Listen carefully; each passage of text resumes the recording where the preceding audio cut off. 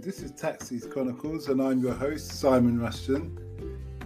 Today I'm going to talk about delivery men and how their industry's changed. When I was in uni, I used to be a white van driver. I think I've mentioned that before. And I actually started off being a porter. And it was for a company called Littlewoods. And we were focused where the American Embassy building is there.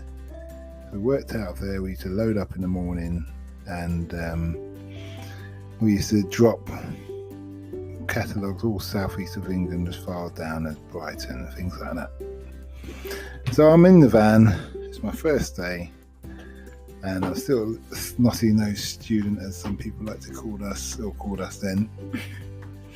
And I've got the driver and he says, "Have you done this job before, mate?" I said, No. He said, "Okay." He said, "Well, I'll tell you straight. A lot of the women, housewives, are bored and they like some entertainment." Now, I'm probably early 20s, whatever. And I just wasn't even taking it seriously.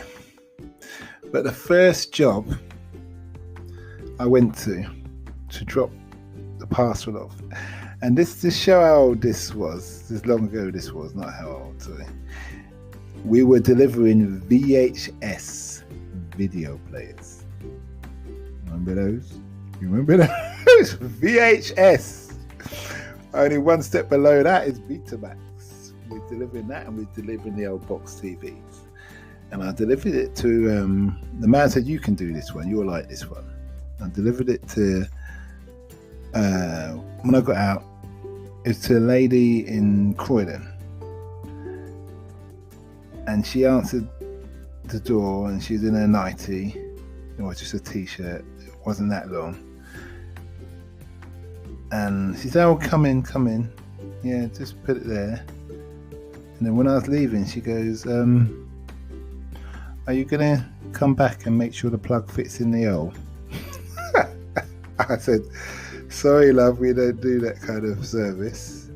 And I just walked off and got in the van. And I went to the man and he looked at me and he goes, "What?" I said, "You're right." He said, "I told you. Now, all through that, working with that guy, it was like that. And I mean, our first day is probably about 5 propositions. And it's not necessarily to me, it's between him and myself. Now, I think he took some on because he disappeared. He disappeared a couple of times, and then one woman put him out at lunch. They all seemed like they were married women. And no, I'm not here to judge anybody. But it did make me think, is it good to have a housewife, or is it good to let the woman go out and work? It's a hard one. Probably better just to get a woman who you trust in the first place in that respect. But he also mentioned that what some women were doing is starting some relationship of some kind and then demanding free parcels. And if you didn't bring them free parcels, they'll tell your company that you've had a relationship with them and they'll get you fired. So thank God I took the high road, just like on my vulnerable taxi driver episode, my first episode, and said no, and that we don't do those things here. So that was interesting. And now when I fast forward, obviously we've got Jeff Basel, I think that's his name, the Amazon guy, and he's changed the whole picture. Because I don't think anyone uses catalogs anymore. And those Amazon guys, they don't even want to press the doorbell. I've seen them. They throw it in the window, put it in the dustbin, or if they do press the doorbell, they just leave it and go, take a photo and go, because they're so under pressure.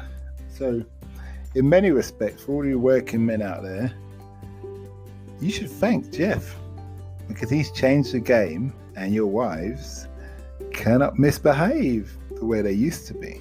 And I'm not saying all women, and I'm not saying all men's wives, but it just occurred to me that because the face of home delivery has changed, barring the postman, that's another story. My cousin's a postman. Those incidents of the Littlewoods catalogue driver, delivery guy, are less likely to happen. And that's about it. I just thought I'd share that and give people some peace of mind, and a bit of juicy kind of gossip for those many lady listeners I have, who like the gossip.